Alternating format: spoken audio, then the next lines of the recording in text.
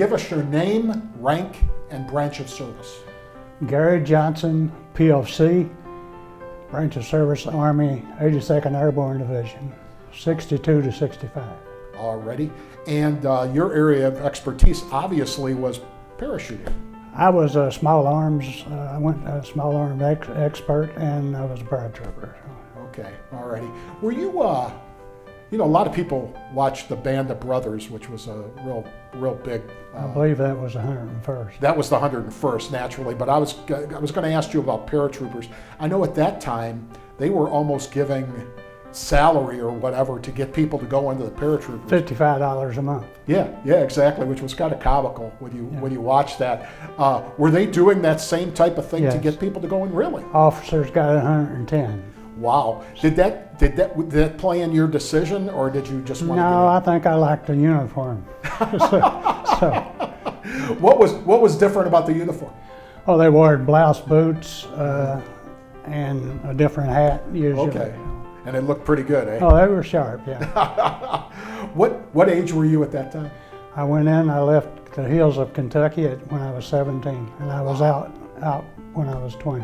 Oh my goodness gracious. Now, when you went in, where were you assigned to boot camp at first and things like Boot camp was Fort Knox, Kentucky. that? Okay, all right, so you stayed. And I went Almost home. 2 months, and then I went to AIT in Fort Gordon, Georgia, and then jump school in Fort Benning, Georgia. Okay, all And right. then I went to Fort Bragg, North Carolina most of my time. And that was where you were essentially. That was my yeah. permanent Now- duty station. Now, this was in the Vietnam era, but you did not go to Vietnam. I did not. I went Okay. to Dominican Republic. Instead, they had a civil war down there in March, April of Right. '65. Okay. And I stayed there until I got out. And that had to do with the There one was of, a coup. okay, alrighty, okay, all right. Was it dicey down there? Did it get It dicey? was nice, yeah. It was a lot of concertina wire all over the place. We Okay. went block to block and cordoned it off. Okay. But the weather was nice, yeah. And the people were nice. Really? Any close calls down there or anything like that? Or I was shot at by a sniper, but okay. he missed. Well, Fortunately. that's good, eh? What did you? Obviously, at 17, you were coming essentially right out of high school, and Well, actually, I didn't finish high school. okay, all right. Junior year, when I turned 17, I started my junior year, and then I left. I just wanted to get out of Kentucky. So Did it, that part of Kentucky. Did it accomplish your goal to get away and launch you into a new life? I went to Fort Bragg, North Carolina. When I left there, I came to Michigan, and that was '65, and I've been here since. What did you do after you left the service? After I left the service, I started in tool and die industry. Alrighty.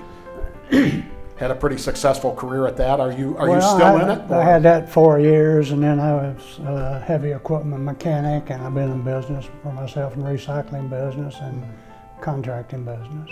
Okay, fantastic. Now, your takeaway during your time in the service, what was maybe your favorite takeaway or your favorite takeaways? Things that you remember fondly?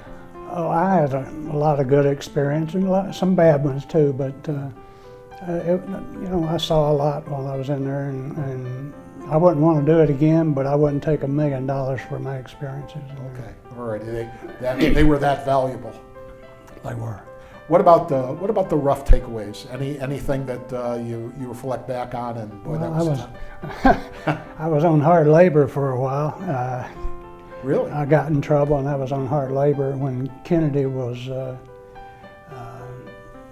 assassinated. I was laying side. No kidding. Yeah. Wow. Jeez.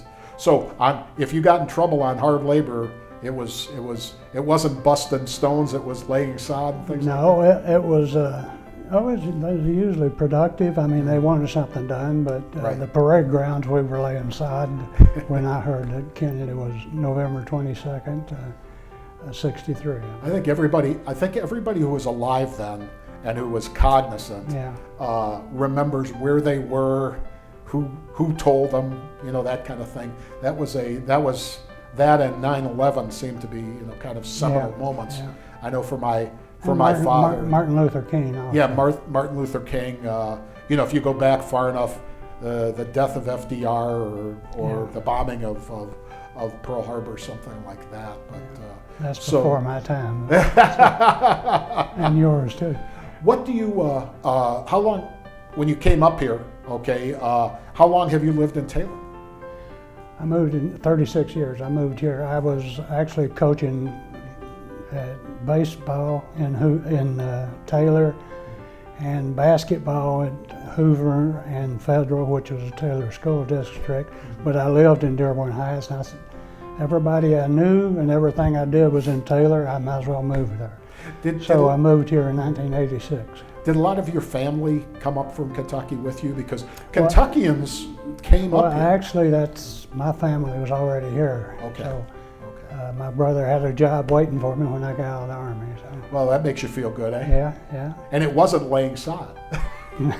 No, it was until the dye industry. So. Exactly. And you know, when you reflect back on being a paratrooper, okay, is that really physically as difficult as it looks?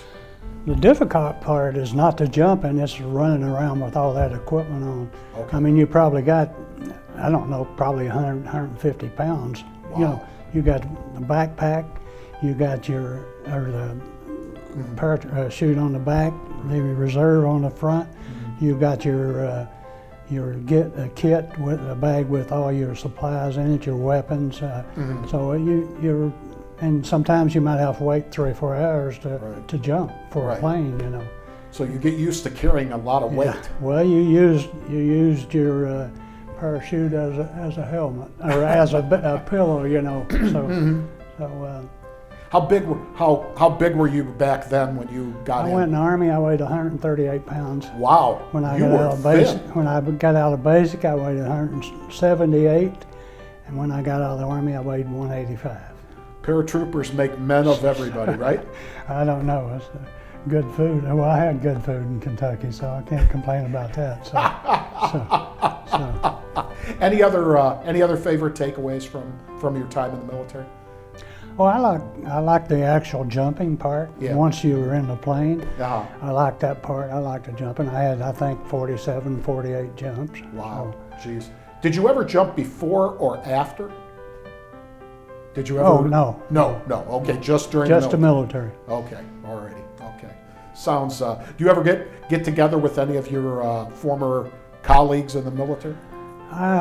The last time there was a guy in Cleveland, Tom O'Donnell. The last time I talked to him was years ago, and you know, I'm involved right now with the Downriver for Veterans and the Taylor Veterans Museum also, and haven't bumped into my buddies yet, but maybe one of these days I will. You never know. That's for sure. Well, Gary, thank you for coming on. We really appreciate having you on. Okay.